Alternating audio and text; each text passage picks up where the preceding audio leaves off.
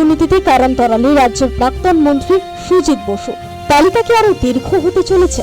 তৃণমূল বিধায়ক মদন মিত্রের বাড়ি ও ফ্ল্যাটে ইডির তল্লাশিতে সম্ভাবনা ক্রমশ জোরালো হচ্ছে।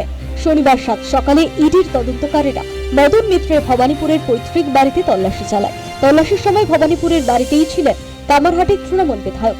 নথিপত্র খতিয়ে দেখার পাশাপাশি জিজ্ঞাসাবাদও করা হয় মদন মিত্রকে।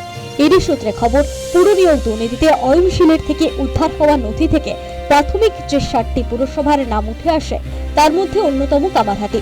দ্রুত অয়নশীলকে জেরা করে উঠে আসে মদন মিত্রের নাম।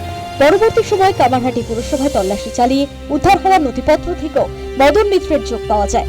ইডির দাবি, দুর্নীতির মাধ্যমে কামারহাটি পুরসভার 125 জনকে চাকরি পাইয়ে দিয়েছিলেন মদন মিত্র। চাকরি প্রাপকদের থেকে নগদ ছাড়াও সোনা নিতেন তৃণমূল বিধায়ক। পুরো প্রক্রিয়ার পেছনে ছিল দালাল চক্র। ঘটনাচক্রে মদন মিত্রের বাড়িতে ইডির তল্লাশির দিনে সামাজিক মাধ্যমে পোস্ট করে পদত্যাগ করেছেন কামারহাটি পুরসভার চেয়ারম্যান গোপাল সাহা। শারীরিক অসুস্থতাকে কারণ দেখিয়ে ইস্তফা দিয়েছেন তিনি। পুরনিয়োগ দুর্নীতি কাণ্ডে শনিবার তল্লাশি চালানো হয়েছে মদন মিত্রের বেলঘড়িয়া, দক্ষিণেশ্বর ও চোকার ফ্ল্যাটে। প্রায় 11 ঘন্টা ধরে তল্লাশির পর দক্ষিণেশ্বরের ফ্ল্যাট ছাড়েন তদন্তকারীরা। নিয়ে যান বেশ কিছু নথিপত্র। কাগজপত্র নিয়ে গেছে। কি কাগজ নিয়ে গেছে সেটা আমি বলতে পারবো না, আমি তো বুঝি না। কখন এসেছিল ওরা? সকালবেলা 7:30টার সময়। কি বললো? কি ব্যাপারে? এই ইডি এসছেন। হ্যাঁ, কার খোঁজ করছিল এসে? এসে দাদার এখানে ফ্ল্যাটে। কোন দাদা? কোন দাদা?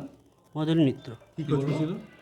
সে আমাকে বললেন এখানে আসতে, স্যার আসতে বললেন। আমি খুলে দেখালাম, খুললেন, দেখলেন, দেখে যেটা ওনাদের হয়েছে দেখেছেন। আমি বসেছিলাম, কাগজ নিয়ে গেছেন।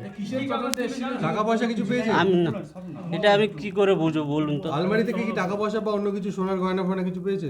না না, এইসব কিছু নেই। কোনো কিসে সই করালো আপনাকে? কি সিজার করেছে? এই এসছেন, দেখেছেন, এই পেয়েছে, এই জন্য সই কি করিয়েছে। পেয়েছে? পুরনিয়োগ দুর্নীতিতে ইডি তল্লাশি চালিয়েছে অয়নশীল ঘনিষ্ঠ বেলেঘাটার ইমারত ব্যবসায়ী সঞ্জীব ঘোষের বাড়িতে। তিনি বেলেঘাটার এক তৃণমূল কাউন্সিলরের ঘনিষ্ঠ, পুরসভার ঠিকাদার হিসেবেই নথিভুক্ত। এলাকার একের পর এক কাজের টেন্ডারও পেয়েছেন সঞ্জীব ঘোষ। পুরনিয়োগ দুর্নীতির পাশাপাশি তদন্তকারীদের নজরে টেন্ডারও। স্বচ্ছ প্রক্রিয়ায় টেন্ডার পেয়েছেন কিনা ওই ঠিকাদার তাও খতিয়ে দেখছেন তদন্তকারীরা। News time.